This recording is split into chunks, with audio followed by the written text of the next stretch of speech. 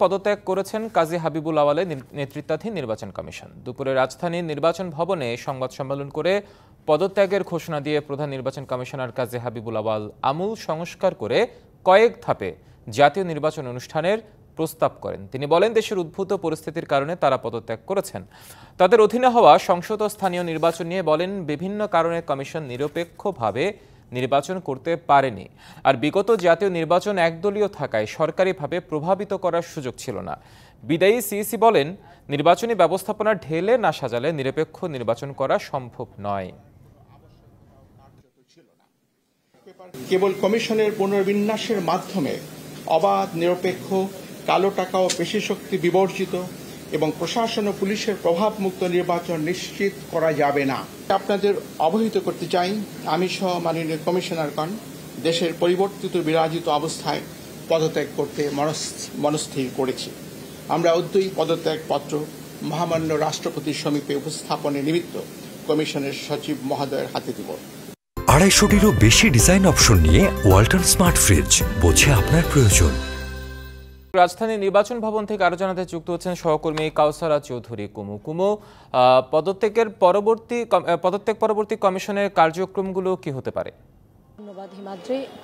পরবর্তীতে যেহেতু প্রধান নির্বাচন কমিশনার এবং কমিশনাররা বলেই গেলেন সংবাদ সম্মেলনের মাধ্যমে যে তারা পদত্যাগ করছেন এবং পদত্যাগ করার পাশাপাশি তারা তাদের কিছু সংস্কারের কথাও প্রস্তাবও রেখে গেছেন বর্তমান সরকারের কাছে এবং বলছেন যেহেতু তারা সংস্কারের কথা বলছেন সেই সংস্কার নিশ্চয়ই বর্তমান সরকার করবে বলে আশা ব্যক্ত রেখে কিছু সংস্কারের প্রস্তাবনা দিয়েছেন। তবে এই মুহূর্তে যে তাদের যদি বলেন প্রক্রিয়াটা কি, তারা কিন্তু তাদের পদত্যাগ পত্রটি মহামান্য রাষ্ট্রপতির কাছে পাঠাবেন, কারণ মহামান্য রাষ্ট্রপতির মাধ্যমেই মূলত নির্বাচন কমিশন গঠন হয়, যার কারণে তারা তাদের যে পদত্যাগপত্রটি নির্বাচন কমিশন সচিবের মাধ্যমে তারা রাষ্ট্রপতির কাছে সেই পত্রটি পাঠাবেন এবং তখনই সেটি গৃহীত হলে রাষ্ট্রপতি গ্রহণ করলেই সেটি কিন্তু পদত্যাগ তাদের হয়ে যাবে।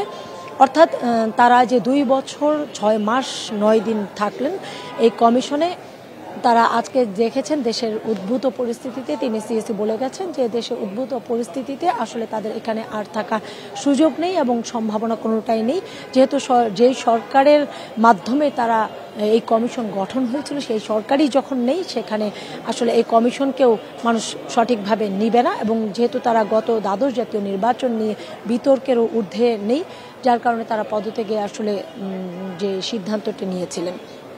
তো এখন যে প্রক্রিয়াটি, কারণ কমিশনাররা যেহেতু পদত্যাগ করছেন, কমিশন কখনোই খালি থাকবে না, সেই ক্ষেত্রে বর্তমান সরকার যে অন্তর্বর্তীকালীন যে সরকার রয়েছে, মধ্যবর্তীকালীন সরকার, তারাই কিন্তু এখন ইতোমধ্যে নিশ্চয়ই তারা কমিশন গঠন করবেন এবং যেভাবে কমিশন গঠিত ছিল সেই আলোকেই হয়তো তারা কমিশন গঠন করবে। এই প্রক্রিয়াটি দেখার অপেক্ষায়। ইতোমধ্যে কালকে কিন্তু অতিরিক্ত যিনি সচিব ছিলেন নির্বাচন কমিশনের, তারও চুক্তিপত্র বাতিল এবং তিনিও কিন্তু এখান থেকে পদত্যাগ করে চলে যান।